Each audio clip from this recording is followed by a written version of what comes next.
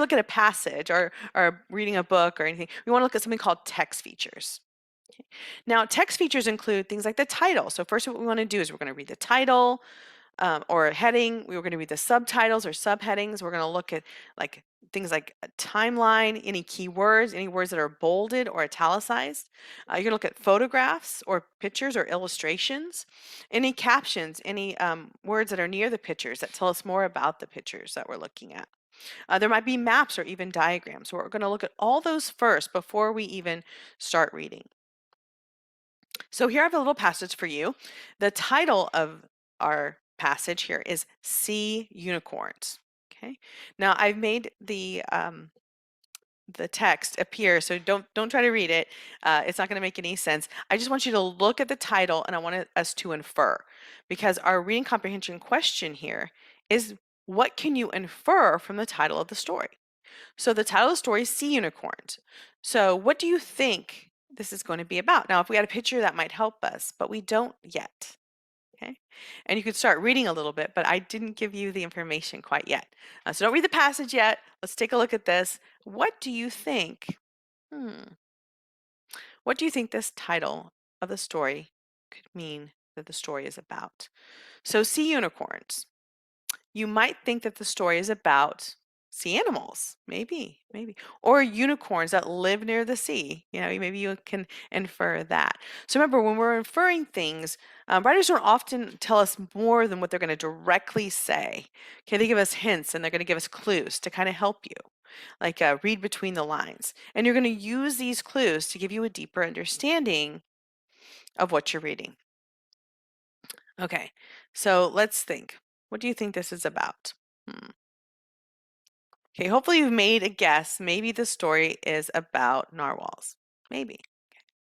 Now when we go a little bit further, now I've included a picture. I've also included the text this time. So now when we take a look at it and we see sea unicorns and I see a picture, and maybe you know what that picture is. Maybe you've seen this creature before. If you're not quite sure and you're still not sure, we're going to read to try to find out what is or what are sea unicorns. All right, so I'm going to go ahead and read at this point. If you want to, you can pause the video and you can read it yourself, or you can read along with me, whichever you would prefer. All right, sea unicorns.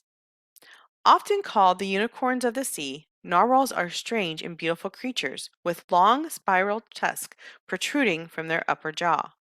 Their long white tusks can crack the ice above, allowing them to pop up to breathe oxygen when they need it. Usually, only the males have tusks, but some females have them too. Scientists don't know why they have these tusks, but there are many amazing facts we do know about these fascinating creatures. Okay, so first thing we're going to do is, what are sea unicorns? All right, so what you can do is you can highlight. I like for my students to highlight, where they find information. That way I can kind of know where they're getting the information from. So right here, it even starts off, often called unicorns of the sea, and we have our comma, narwhals. So what are unicorns of the sea? They're narwhals, right? They're narwhals. And you can tell too from the picture, right? This is a picture of a narwhal, a drawing. All right, so what does the word protruding mean? Remember we talked about looking at those key words, those bolded words? Here, I'm going to use a different color. Okay, so we have the word protruding right here. We want to know, what does that word mean? Maybe you've never seen that word before. So what we want to do is we want to look at all the words around us to kind of come up with that idea. Okay. Are often called unicorns, sea narwhals are strange and beautiful creatures, right? With long spiral tusks protruding from their upper jaw. Okay, so this is their jaw right here. From their upper jaw, they're going to have something protruding. What do you think that might mean? A spiral tusk. Their spiral tusk. That's that long unicorn-like horn. But as we know, that's not a horn, right? It's a spiral tusk protruding from their upper jaw. So what do you think the word protruding might mean? Okay, yeah, protruding means to kind of stick out, right? The long tusk sticks out of the narwhal's mouth, kind of like our teeth. Isn't that weird? But very interesting. Okay. All right, so one thing we also want to talk about is on your sheet, number 4 says, go ahead and tell me one fact that you learned about the story Sea Unicorns, one fact that you know about narwhals. So you can leave that as a comment, or you can just write it on your paper. And then now that we've had a chance to read this, I want you to let me know too, is this fiction or nonfiction? Is this a fantasy story about narwhals, or is this more of a nonfiction, a non-fantasy story about narwhals? What do you think?